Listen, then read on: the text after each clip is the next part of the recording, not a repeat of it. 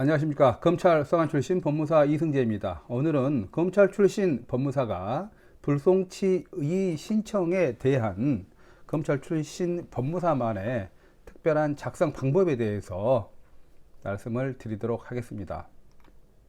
일단 검찰 출신 법무사는요, 경찰의 불송치 결정서에 오류를 이제 파악을 하고 있습니다. 첫 번째, 경찰 불송치 결정서의 불송치 이유를 면밀하게 검토를 한 다음에 첫 번째 법리 오해 부분을 보고 있습니다.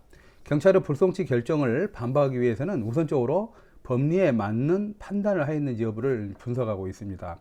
법조체 등의 인터넷 사이트를 이용해서 법률 검색으로 법률에서 규율하고 있는 내용을 파악한 다음 판례 검색을 통해서 기존 판결한 사안에 대하여 법원에서는 어떠한 판단을 하고 있는지 또 그 중요한 쟁점은 무엇인지에 대해서 파악을 하고 있습니다. 본인의 사건과 관련해서 경찰의 법리에 맞게 올바르게 판단하였는지 여부를 확인하는 것이 불송치 이의 신청을 하기 전에 가장 먼저 선행되어야 할 부분입니다. 두 번째, 사실 오인 관계인데요. 경찰이 사실관계에 대해서 정확하게 파악하고 수사를 진행하였는지 여부를 제출한 고소장을 근거로 확인하고 있습니다.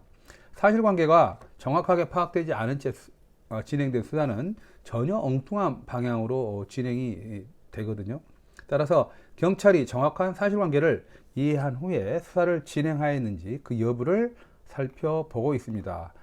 세 번째, 수사 미진에 대한 부분인데요. 경찰이 사건 수사를 충실하게 이행하였는지 그 여부를 보고 있습니다. 고소인 등 피해자가 진술한 부분에 대해서 관련된 경찰 수사 및 중요 참고인에 대한 조사 여부 등을 검토하고 있습니다.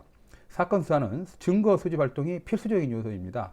경찰이 막연히 피해자의 진술에만 의존해서 수사를 한 것인지 아닌지 등 경찰 수사의 미진한 부분에 대한 부분을 점검하고 있습니다. 마지막으로 판단 누락입니다. 고소한 범죄에 대해서 빠짐없이 수사를 하였는지 또 추가로 인지된 범죄 행위에 대해서 경찰 수사가 진행되었는지 여부를 파악하고 있습니다. 고소한 범죄 사실이 3건인데 2건에 대해서만 판단하고 1건을 누락한 경우에 해당됩니다. 또한 경찰은 범죄에 대해서 인지할 경우 수사를 반드시 하여야 합니다. 그럼에도 경찰이 추가적인 범죄를 인지한 후에 고의적으로 수사를 진행하지 않았을 경우에는 이를 반박하고 있습니다. 그리고 이제 경찰 오류에 대해서 어떤 수사 방법을 검찰 출신 법무사는 제시를 하고 있습니다. 불송치 이의 신청은 검사에게 경찰 수사 오류를 항변하여 이를 시정하게 하는 절차입니다. 따라서 이의 신청서 주요 내용은 경찰 수사의 잘못된 점을 지적하는 한편 무엇을 어떻게 잘못되었으니 어떠한 방법으로 어떻게 구체적으로 수사해야 하는지에 대해서도 논리적으로 설명하고 있습니다. 단순하게 추상적으로 뭐뭐하는 것으로 예견된다라는 식의 표현은 좋지 않습니다. 구체적이고 명확하게 경찰의 오류를 지적하고 있습니다. 예를 들자면 필수적으로 검토되어야 할 중요 참고인에 대한 조사가 누락되어 경찰 판단 오류에 영향을 미쳤다. 피의자는 그 장소에 없었다고 부인하고 있는데 휴대폰 기지국 위치 등 통신 자료에 대한 수사를 진행하였으면 피의자의 거짓 진술임을 확인할 수 있었다. 피의자는 돈을 받은 사실이 없다고 거짓말을 하고 있으므로 반드시 금융 자료를 수집하여 파악하여야 함에도 이를 이행하지 않았다는 등 경찰 잘못을 구체적으로 기술하는 이의신청서를 작성하고 있습니다.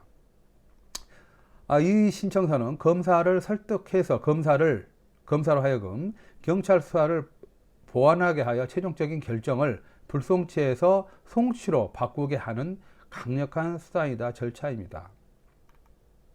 불송치 신청서는 경찰 수사의 부당한 종결을 막을 수 있는 유일한 법적 절차임을 절대 잊으시면 안 될 것입니다. 이상 검찰 출신 법무사 이승재였습니다. 감사합니다.